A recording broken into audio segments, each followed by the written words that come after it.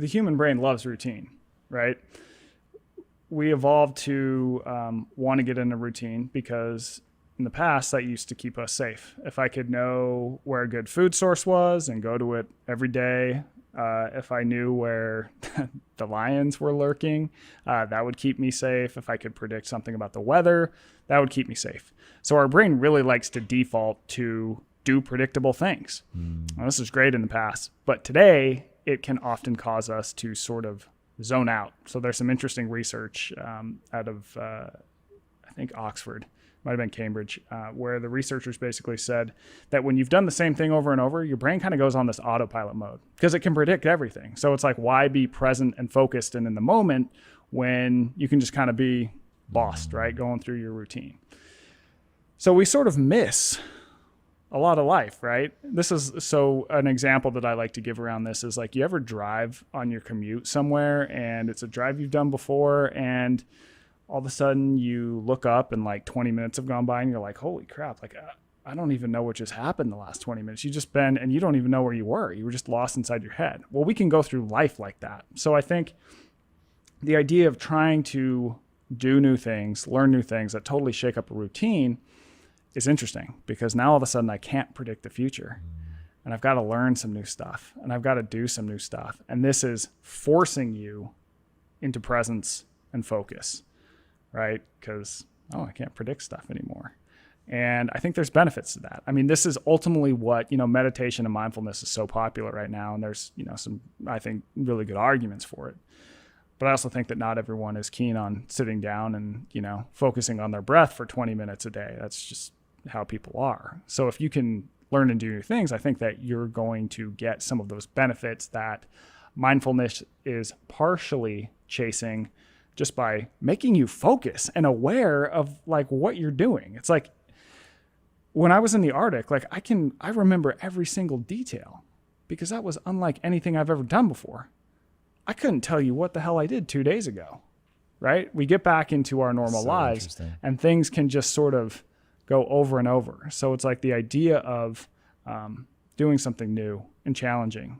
You're going to remember that. Like I've talked to people, in the book, I talk a lot about some of the benefits of boredom and just detaching from electronics of all type. And I talked to a guy who had read it and he was like, I used to go on, he lived in Costa Rica. And he goes, I used to go on this walk all the time. And I would always take my phone and I would listen to, radio, podcast, whatever.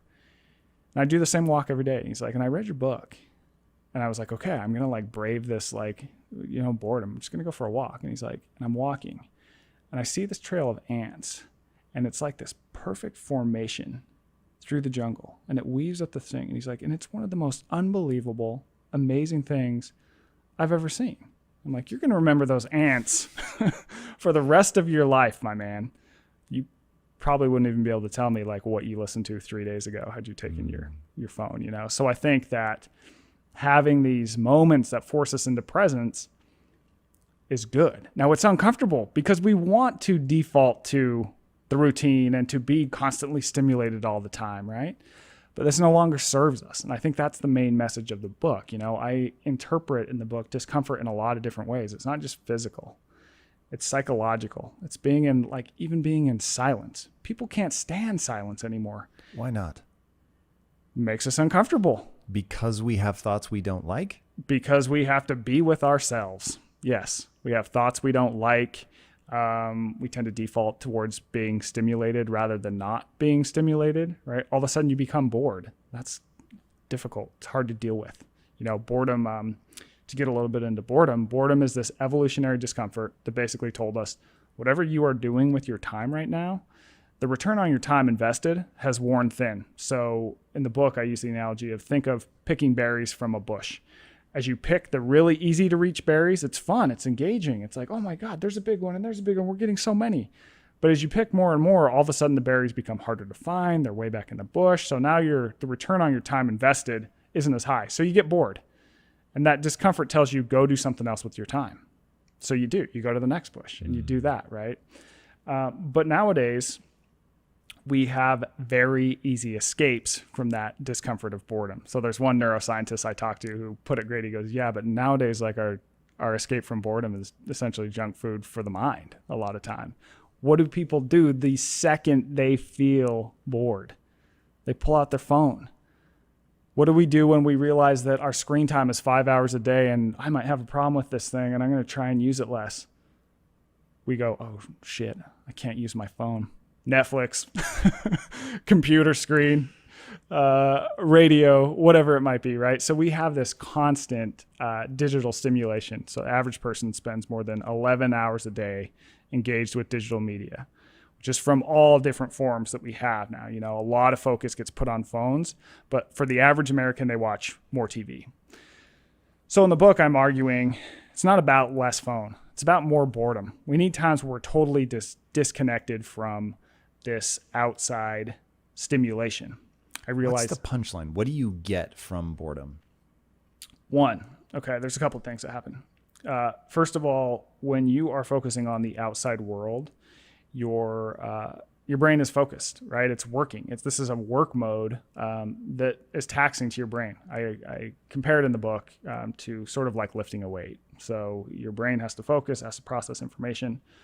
When you're bored, your brain actually goes inward, starts to sort of ruminate. You sort of have these different thoughts that are more inward focused. This happens to be a rest state, turns on the default mode network, which gives your brain a bit of a rest. So when your brain is constantly overworked, it's associated with a lot of problems like anxiety and just feeling like wound up, burnt out, essentially the conditions that so many workers feel today, right? Number two, and I think this is most interesting, especially for anyone who creates anything, is that having times of boredom is associated with a lot more creativity. Because when I look at my phone, when I go on Instagram and I look at whatever it might be, I'm giving my attention over to someone else's ideas that they've come up with, right? Now, if I'm forced to go inward, I'm probably going to think of some weird stuff. Don't get me wrong. I'm probably going to be like, I wonder if I turned the gas range off before I left home. I wonder, but I'm also going to notice things. I'm going to have some thoughts about something I'm working on, and I might come up with a lot of new ideas. I started thinking about this in the Arctic because my cell phone I mean, there wasn't a bar to be had within a 100-mile radius, right? I didn't bring a book. I didn't bring a magazine. And because we're hunting, we're sitting on this hill. We are waiting for this herd of caribou to move through a valley. Now, they weren't wanting to do that, so we basically just sat and waited for days and days. And it was like, oh my God, I haven't been bored like this for a long time. Are you guys chatting at all?